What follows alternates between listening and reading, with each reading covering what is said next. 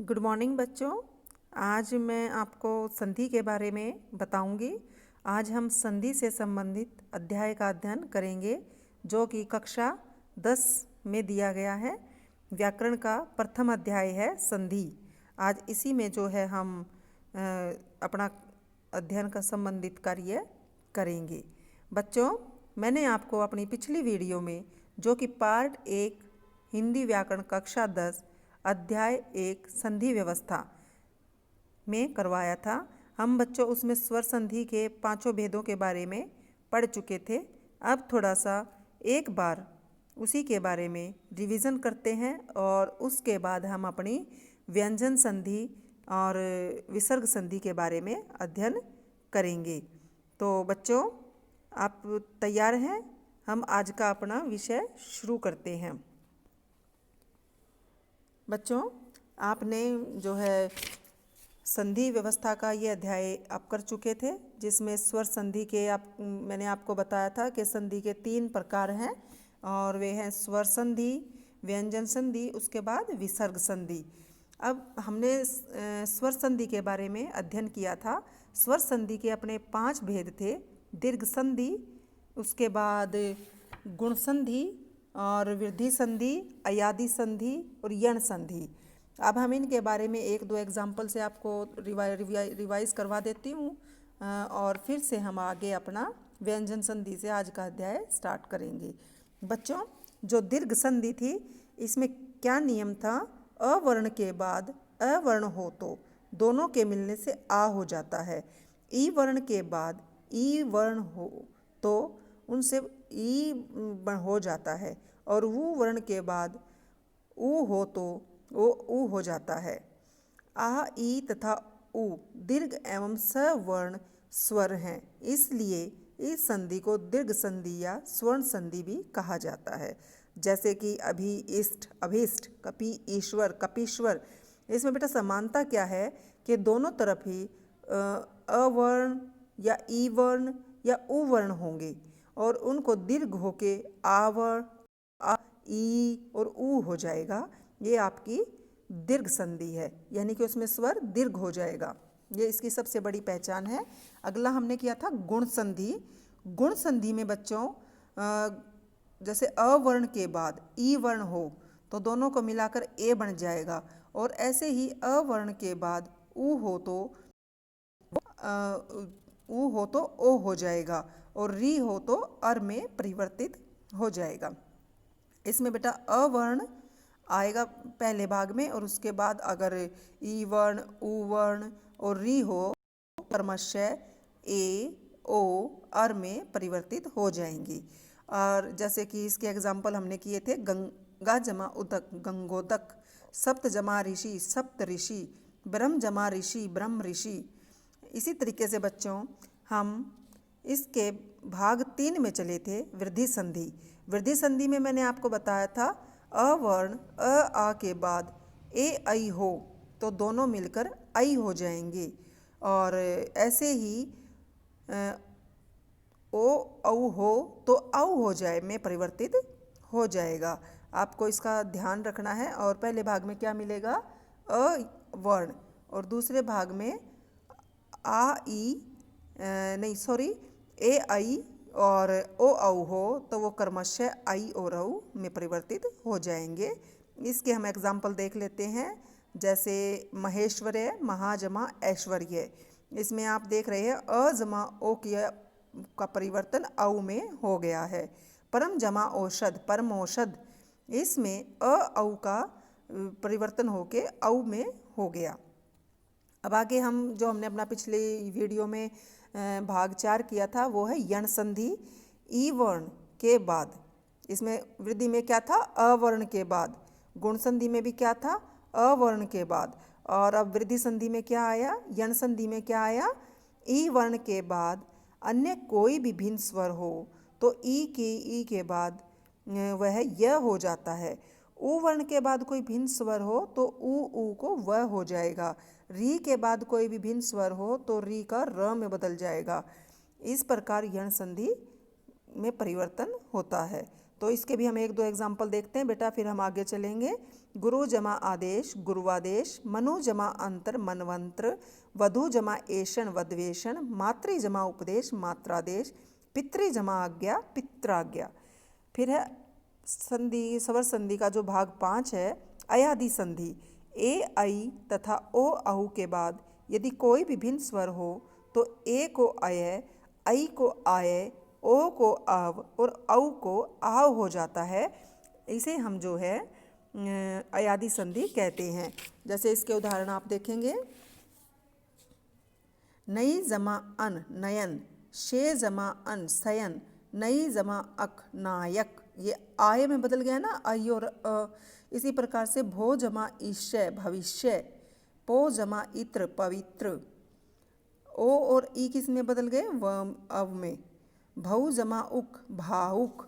उक्त पांचों स्वर संधियां तो हिंदी से संस्कृत से आई हैं। इसके अतिरिक्त भी हिंदी की कुछ अपनी स्वर संधियां हैं जिनका हम यहाँ विस्तार से वर्णन कर रहे हैं। भाग क, पर रूप संधि। हिंदी शब्दों में कहीं कहीं अ आ के बाद ए या ओ आने पर अ या आ बाद वाले ए या ओ में मिला एक एक कर हो जाते हैं, तो उसे पररूप संधि कहते हैं। जैसे अ जमा ए क्या बन गया, ए, सांप जमा एरा स्पेरा, आ जमा ए, मामा जमा एरा ममेरा।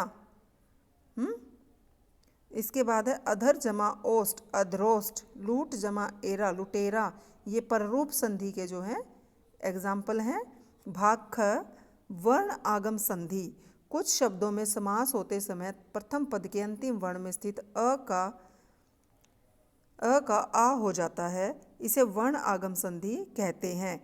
फट जमा फट फटाफट, काय जमा कल्प कायाकल्प, मूसल जमा धार मूसलाधार, विश्व जमा मित्र विश्वामित्र, दीन जमा नाथ दीनानाथ, धड़ जमा धड़ धड़ाधड़। इसी तरीके से बेटा भाग गए लघु भाव संधि। प्रत्यय जोड़ने या समस्त पद बनाते समय आ को अ, ई को उ, ऐ को ई तथा ओ को उ में बदला जाता है, उसे क्या कहते हैं, लघु भाव संधि। आप एक दो एग्जाम्पल देख लीजिए। इक तारा, एक जमा तारा, दिखाई देख जमा आई, लुहार लोहा जमा आर, मोटापा मोटा जमा आपा।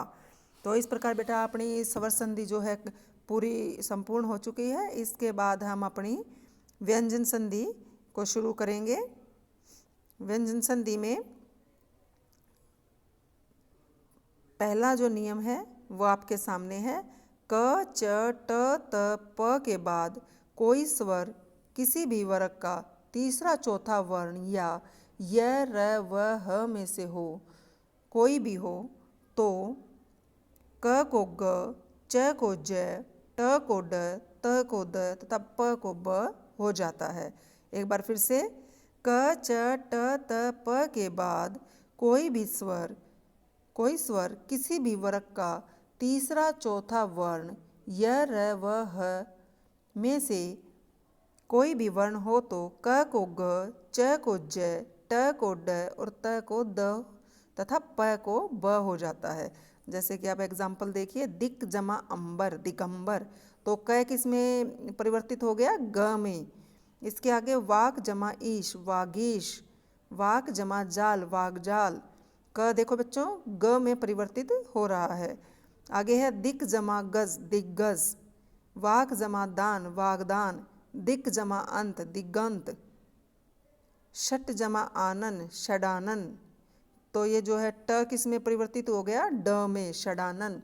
इसी तरीके से इसका जो नियम 2 है, क च ट त प के बाद म या न हो तो क को ड, च को य, ट को अण, त को न तथा प को भ हो जाता है। जैसे षट जमा मास क्षणमास, वाक जमा में वांगम्य, जगत जमा नाथ जगन्नाथ, त किस में परिवर्तित हो गया बच्चों, या में। ठीक है। और आगे है चित्त जमा में चिन्मय, त किस में परिवर्तित हो रहा है, न में। ठीक है। इसके बाद नियम नंबर 3, त के बाद च या छ हो तो त को च हो जाता है। ध्यान से देखो, त के बाद जैसे उत उत, सत सत, तो क्या हो जाएगा, च में परिवर्तित हो जाएगा। उत जमा चारण, उच्चारण। उत जमा छिन, उच्छिन। सत जमा चरित्र, सच चरित्र। ये कौन सी संधि कर रहे हैं हम? व्यंजन संधि। इसका रूल नंबर 4 क्या कहता है? त के बाद ज या झ हो तो त को ज हो जाएगा। जैसे तत् जमा जनित, तजनित। जगत जमा जननी, जग जननी। विपात जमा जाल। देख रहे हैं बच्चों, त के बाद ज आ रहा है तो क्या बन गया? विपजाल। वो ज में परिवर्तित हो जाता है। अब है नियम नंबर 5। त के बाद ट ठ हो तो त को ट हो जाता है। जैसे तत् जमा टीका, तट्टिका। बृहत जमा टीका, बृहट्टिका। त के बाद ड या ढ हो तो त को ड हो जाता है। जैसे उत जमा डयन, उड्डयन। उत जमा डी, उड्डीन। नियम नंबर 7। त के बाद अगर ल हो तो त को ल हो जाता है। जैसे उत जमा लाश, उल्लास। तत् जमा लीन, तल्लीन। त के बाद अगर ल है तो किस में कन्वर्ट हो जाएगा? ल में। त के बाद ट ठ हो तो किस में होगा? ट हो जाएगा। अब है नियम नंबर 8। त के बाद श हो तो त को च तथा श को छ हो जाता है। उत जमा हरण, उत जमा हरण। उत जमा शिष्ट, उच्चिष्ट। तत् जमा शिव, तच्छिव। उत जमा श्वास, उच्छ्वास। अब नियम नंबर 7। त के बाद ह हो तो त को द तथा ह को ध हो जाता है। जैसे सत जमा शास्त्र, उद्धरण है इसमें। उत जमा हार, उद्धार। पत जमा हति, पद्धति। तत् जमा हित, तद्हित। नियम नंबर 7। म के बाद यदि भी कोई स्पर्श व्यंजन अपने कौन से होते हैं? क से लेके म तक। अगर उनमें से कोई भी वर्ण है तो मैं को उसी वर्ण का 5वां अक्षर या अनुस्वार हो जाता है। सम जमा पूर्ण, संपूर्ण। सम जमा कल्प, संकल्प। देखो अनुस्वार बन गया ना ये। सम जमा तोष, संतोष। सम जमा देह, संदेह। सम जमा गति, संगति। सम जमा भावना, संभावना। धनम जमा जय, धनंजय। नियम नंबर 11। म के बाद अंतस्थ य र ल व तथा ऊष्म श श है वर्ण हो तो म को सदैव अनुस्वार ही होगा। जैसे सम जमा लगन, संलगन। सम जमा यम, संयम। सम जमा हार, संहार। अंतस्थ व्यंजन बेटा य र ल व होते हैं। ऊष्म व्यंजन श स ह होते हैं। तो वर्ण हो तो म को सदैव अनुस्वार ही रहेगा। जैसे सम जमा हिता, संहिता। सम जमा सार, संसार। इस प्रकार बच्चों ये इसमें व्यंजन संधि में हमने इसके नियम 11 हम कर चुके हैं और इसके 15 नियम होते हैं जिसमें हम 12वें नंबर पे पहुंच गए हैं। री र श के बाद न हो तो न को अण हो जाता है, भले ही उनके बीच में किसी भी स्वर, व्यंजन या अनुस्वार आदि का व्यवधान भी हो। जैसे भूष जमा अन, भूषण। राम जमा अयन, रामायण। री जमा न, ऋण। प्र जमा मान, प्रमाण। नियम नंबर 13। 6 से पूर्व कोई स्वर होने पर दोनों के बीच में अर्थात 6 से पहले के साथ च जुड़ जाता है। जैसे प्री जमा छेद, परिच्छेद। 6 के साथ क्या जुड़ जाएगा? च।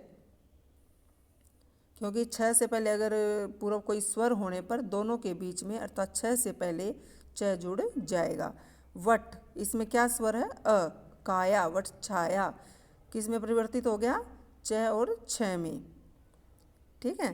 फिर हम नियम नंबर 14 पे चलते हैं। स से पहले यदि अ आ के बाद अतिरिक्त कोई स्वर हो तो स को श हो जाता है। जैसे वी जमा सम, विषम। सु जमा सुप्ति, सुषुप्ति।